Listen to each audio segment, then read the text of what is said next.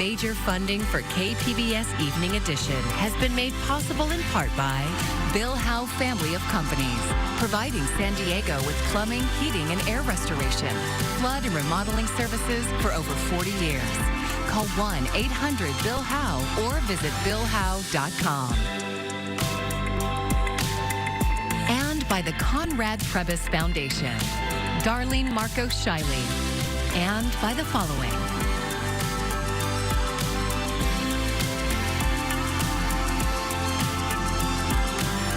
And by viewers like you. Thank you.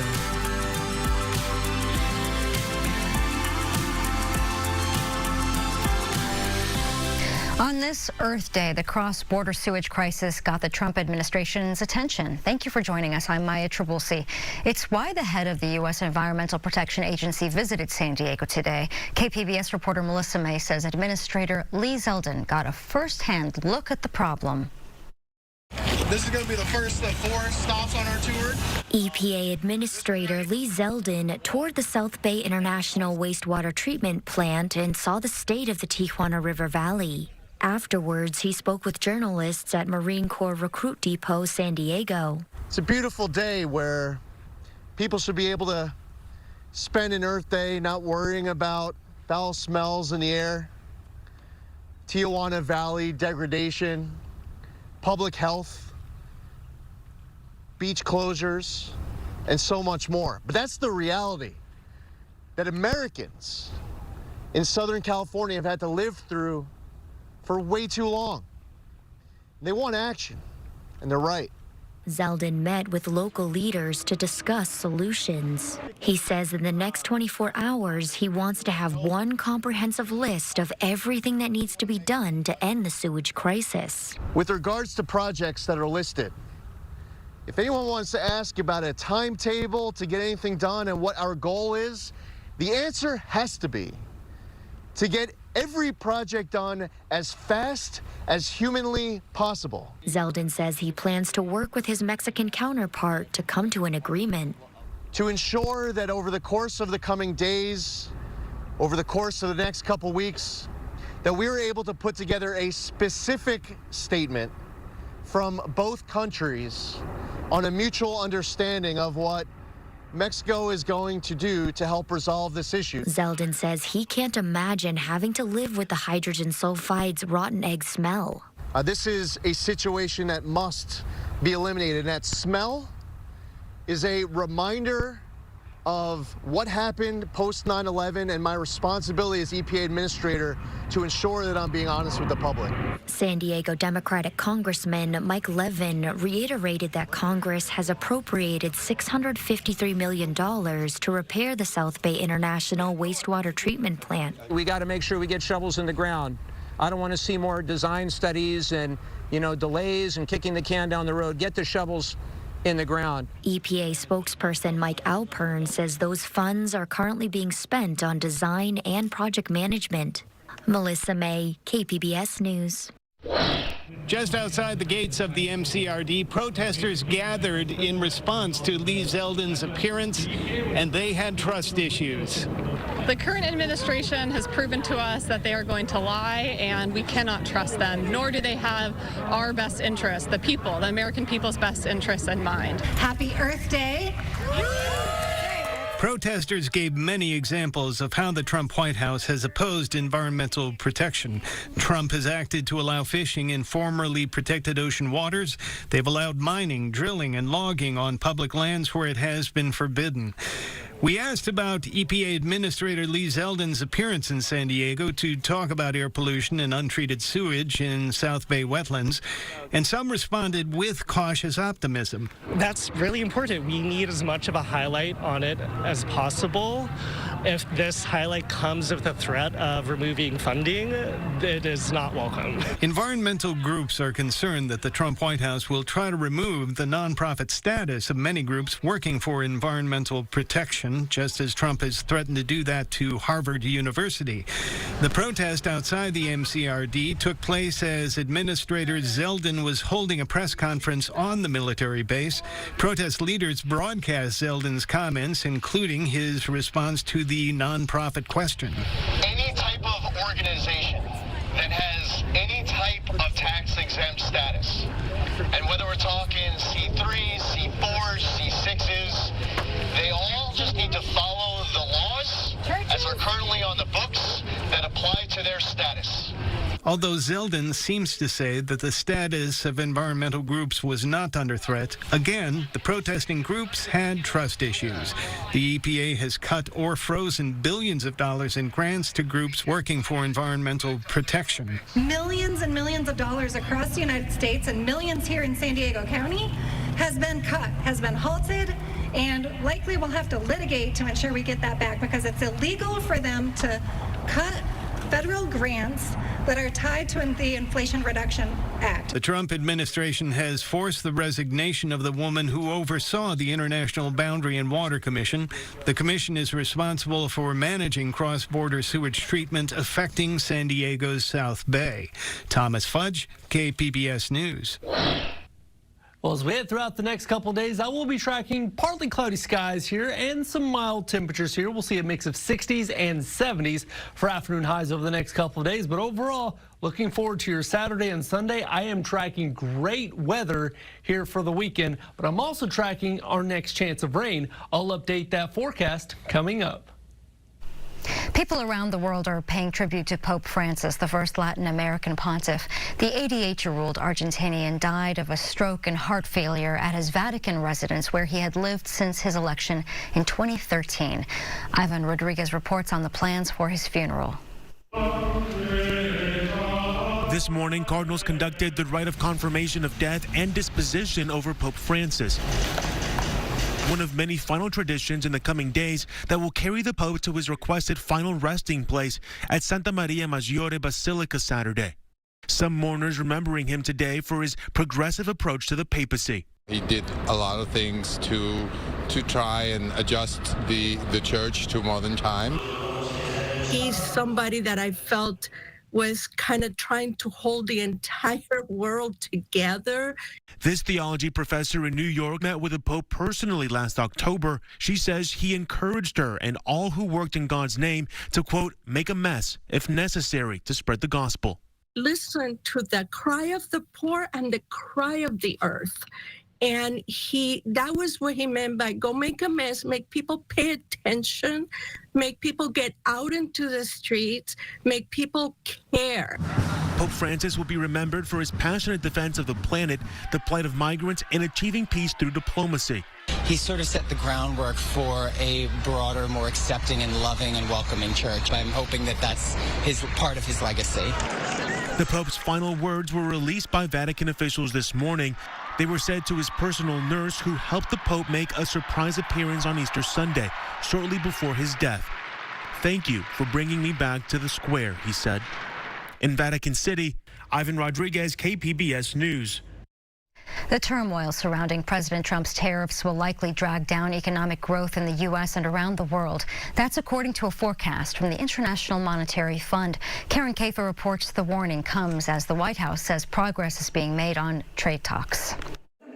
The International Monetary Fund said that the uncertainty around President Donald Trump's tariffs and the levies U.S. trade partners used to hit back will likely deal a blow to the global economy and especially slash U.S. economic growth. The forecast in line with what economists and Wall Street have warned. This is, I think, being perceived by economists and investors around the world as the biggest own goal in soccer terms, the biggest self-inflicted sort of blunder in economic policy making in many, many, many years. Wall Street has been eager for signs of progress on any trade deals, but especially with China. The White House said Tuesday things are moving. There have now been 18 proposals in more than 100 countries around the world who are wanting to make a deal with the United States of America. And the president and the administration are setting the stage for a deal with China. Adding to market anxiety, President Trump's recently ramped up pressure on Federal Reserve Chairman Jerome Powell and the independent central bank to cut interest rates. The Fed is supposed to be insulated from short-term political considerations so that it is free to do what's best for the economy in the medium and long term. That includes keeping inflation stable and low. It also means keeping unemployment low as well. Meanwhile, gold briefly hit a fresh record high on Tuesday. Investors typically flock to gold as a safe haven in uncertain economic times as the U.S. dollar grows weaker. In Washington, I'm Karen Kafa. Project 2025 is more than a conservative policy paper. It's the cornerstone of President Trump's second term in office, echoed by so many of his actions in his first 3 months in office.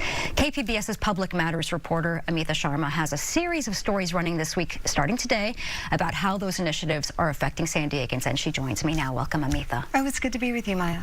So you did a series on Project 2025 in the fall before the election, and now you have another one. I do, that's right. So back in the fall, back in October, then presidential candidate Trump denied any connection to the Heritage Foundation's Project 2025. Democrats did not believe him because many of the people who wrote the plan actually worked for Trump during his first term in office. But the head of the local Republican Party did take Trump at his word and did not believe that he would follow through on his plan. In any case, my series back in October looked at how Project 2025 could impact various aspects of life here in San Diego: education, criminal justice, reproductive rights. But back then, it was theoretical. Fast forward to today.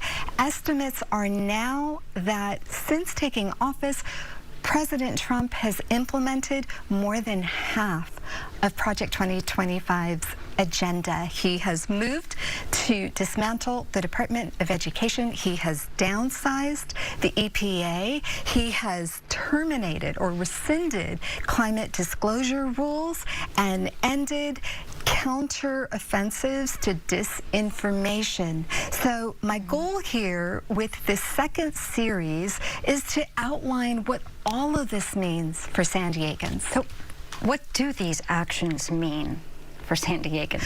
Well, there are changes, and those changes go deep, and they impact San Diegans in powerful ways. To name a few, there will not only be a switch in priorities of which cases the U.S. Attorney's Office in San Diego prosecutes, but how objections to the filing of those cases are handled inside the office and outside the office. There are dramatic cuts to local research of life-threatening diseases. There is a potential end of funding for studying the ocean, which is vital to predicting the weather and understanding where we are with climate change. These are really, really huge effects. And I do want to make it clear that this by no means is a comprehensive look at the effects of Project 2025. It's meant to be a series of snapshots of the effects on our world here in San Diego. Since taking office, President Trump's Justice Department has ordered federal prosecutors in New York to drop bribery and fraud charges against the city's mayor, Eric Adams. Trump also pardoned 1,500 January 6th rioters, including 12 locally. Then the Justice Department purged prosecutors who worked on those cases and their bosses. Here's Trump recently explaining the dismissals. And last month, I fired all the radical left pro-crime U.S. attorneys appointed by Joe Biden. There were so many that were bad, and I know there were some that were probably very good, but there were so many that were so bad and so evil, so corrupt. Former San Diego U.S. Attorney Carol Lam says the era of separation between the Justice Department and the White House is over. She questioned how San Diego federal prosecutors will handle local politicians who balk at the administration's immigration agenda. Are there going to be investigations and prosecutions of politicians or local law enforcement that don't cooperate sufficiently in the eyes of the president or this administration with cracking down hard on illegal immigration? For the first time, the U.S. Attorney's Office in San Diego has started publicizing how many border-related cases it files each week, in a signal that its prosecutions are in step with Trump's agenda. And I do want to make the point that I reached out to a long list of conservatives and members of the Republican Party. A few got back to me and spoke, but many just didn't reply or declined comment. Oh, well, very interesting. Thank you so much, Amitha. We appreciate it. Thank you, Maya. And you can see all of the videos in the series and get more details at kpbs.org/project2025. I'm Amna Navaz. Tonight on the News Hour, economic forecasts increasingly show the president's harsh tariffs having a major global impact. That's coming up at 7 after Evening Edition on KPBS. A vast majority of Americans say owning a home remains an integral part of the American dream, but perhaps unsurprisingly, a new report shows that affordability is a major hurdle. Ivan Rodriguez breaks down the numbers. Despite the ups and downs of the economy and interest rates, homeownership is still the dream for many Americans. 82% of Americans say that homeownership is part of the American dream, and it outranks things like being able to retire, having a successful career, or even owning an automobile. But that dream is confronted by reality for buyers who are struggling to come up with down payments. According to Bankrate's 2025 Home Affordability Survey, more than 80% of American adults who don't own a home but desire to say affordability reasons hold them back. Home prices have been at record highs in many markets, and we really haven't seen much in the way of pullback, even with a building inventory as homes take longer to sell. Despite the less than optimistic numbers, 64% of Americans would be willing to make a sacrifice to be able to afford to buy a home. Some of those things like moving out of state, moving further from family and friends, further from work, or buying a fixer-upper, they come with costs of their own. And so I think that's part of the equation that could also further hamper that search for affordable housing. The good news is that mortgage rates, one of the main obstacles to home ownership, have eased a bit in recent months. The average 30-year fixed-rate mortgage remains under 7%, according to Freddie Mac, which also says as more and more people apply to purchase a home, the spring home buying season is looking to be more favorable than last year. In Atlanta, I'm Ivan Rodriguez. San Diego is lowering the speed limits of a handful of commercial streets. KPBS and Metro reporter Andrew Bowen says the goal is to improve both safety and business. Cars are zipping by on University Avenue in the heart of Hillcrest. It's one of the few streets in San Diego that will soon have a new speed limit of 20 miles per hour. Benjamin Nichols is executive director of the Hillcrest Business Association. He says the neighborhood depends on foot traffic. And so having cars move slower through the neighborhood is safer. And I think that'll make people feel more comfortable when they're in the neighborhood, visiting with businesses. At the end of the day, Hillcrest is a walking neighborhood. The City Council voted Tuesday to make use of a state law called AB 43 that gives cities more flexibility when setting speed limits. Nichols supports the changes, but he says speed limits are easy to ignore and that infrastructure like sidewalks, crosswalks, and street trees can be more effective at calming traffic and improving safety. It's not just about signs, it's about the way you build things and the way you control all sorts of movement through the neighborhood. Speed limits in California are typically based on how fast people actually drive, even if those travel speeds are unsafe. This can lead to a phenomenon called speed creep, when cities have to increase speed limits because speeding has become the norm. The council also voted to retain current speed limits on several streets across the city when it would otherwise have to raise them. The law before AB 43 on typical street speed limits was absolutely backwards, and it encouraged drivers to act more dangerously, undermining safety. City traffic engineers are also developing a citywide speed management plan due out later this year. Andrew Bowen, KPBS News. Even small changes can not only benefit the planet, but also your mental and physical health. Mandy Gaither talks to a doctor about earth-friendly, healthy habits. It's the only home we have, but caring for Earth and your health are two things you can do at once. I think it's a win-win situation. Dr. Sophia Asphalt with Cleveland Clinic says small changes can make a big difference for your body and mind and your planet. First, get outside and enjoy it. By biking, walking, or running more, you can get to where you're going without relying on a vehicle, which reduces emissions into the air. And these improve our physical health by improving weight management. It could also improve our cardiovascular health. It may even lower cholesterol levels. Asfaw says to also consider changes to your diet. Buying local, fresh fruits and veggies can help you eat healthy and reduce food transportation emissions. She says to also think about moving towards a more plant-based diet to reduce your carbon footprint and give you healthy alternatives. While not everyone wants to have a solely plant-based food diet, it may be an important part of a healthy, balanced diet.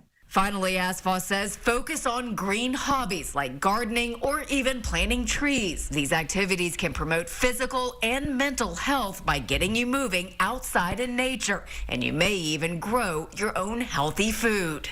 No thing is too small, and collectively we can all make a difference for our health and for the health of our planet. For Health Minute, I'm Mandy Gaither.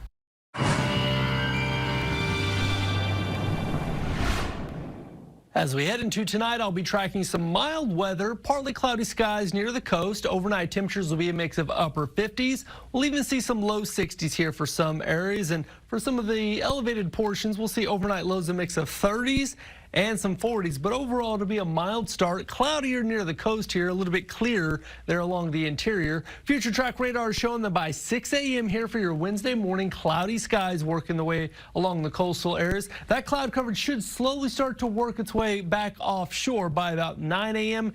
to noon. So by the noontime hours, we will start to see some clearing with sunshine. Now up to the north, we're going to see some pretty good rainfall chances there across parts of the mountains. But overall here, as we head throughout your Wednesday afternoon into your Wednesday evening, for the most part, looks like it's going to stay dry here across the west coast, especially Southern California. So for your Wednesday afternoon, this is the overall setup. It's primarily going to remain dry here with cloud coverage there off the coastal areas as we head throughout your Wednesday afternoon and Wednesday evening. So for Wednesday, we'll see lots of sunshine in the forecast. Temperatures will be a mix of 60s and 70s, even some upper 80s and 90s there across the desert areas. And then as we head into Thursday, once again, nice dry weather continuing here as we see a storm system working its way across the Rocky Mountains.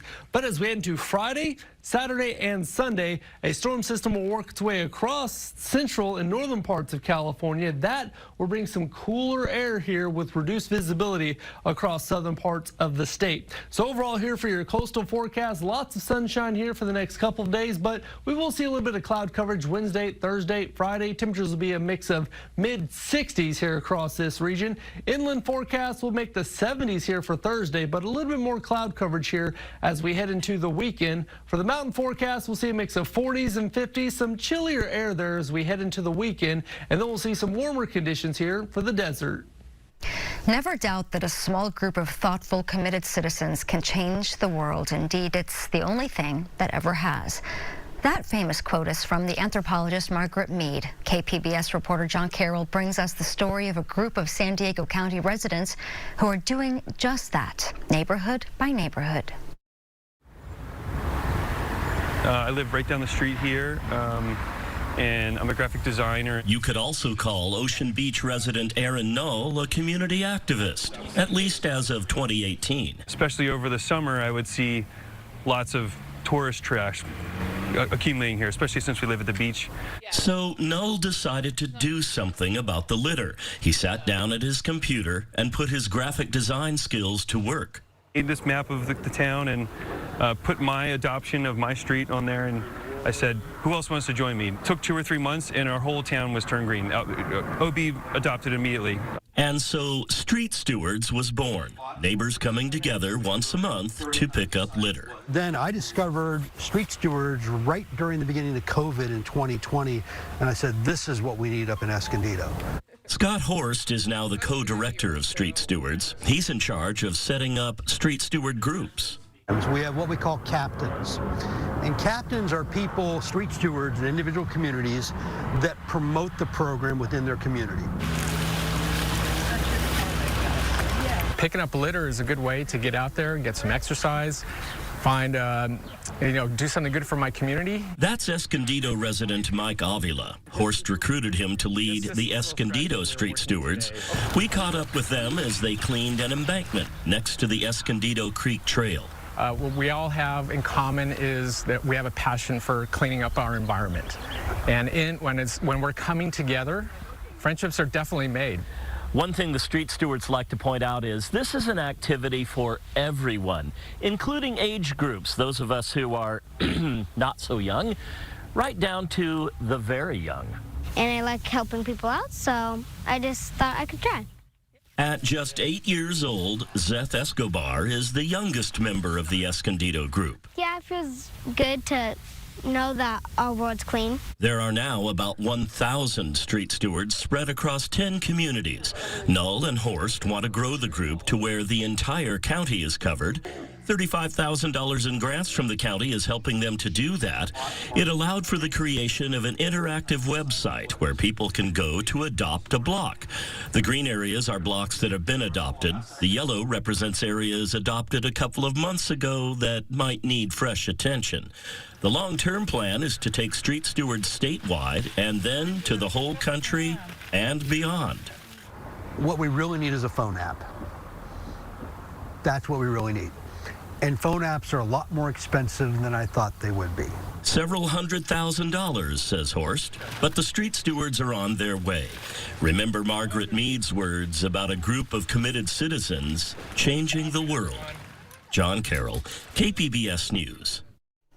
And if you'd like to join a street stewards group or just make a donation, you could check out their website, streetstewards.com. You can find tonight's stories on our website, kpbs.org. Thanks for joining us. I'm Maya Trabulsi. Good night. Major funding for KPBS Evening Edition has been made possible in part by Bill Howe Family of Companies, providing San Diego with plumbing, heating, and air restoration, flood and remodeling services for over 40 years. Call 1-800-BILL-HOWE or visit BillHowe.com. And by the Conrad Prebys Foundation, Darlene Marcos Shiley, and by the following.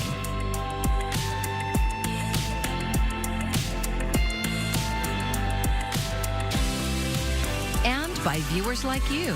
Thank you.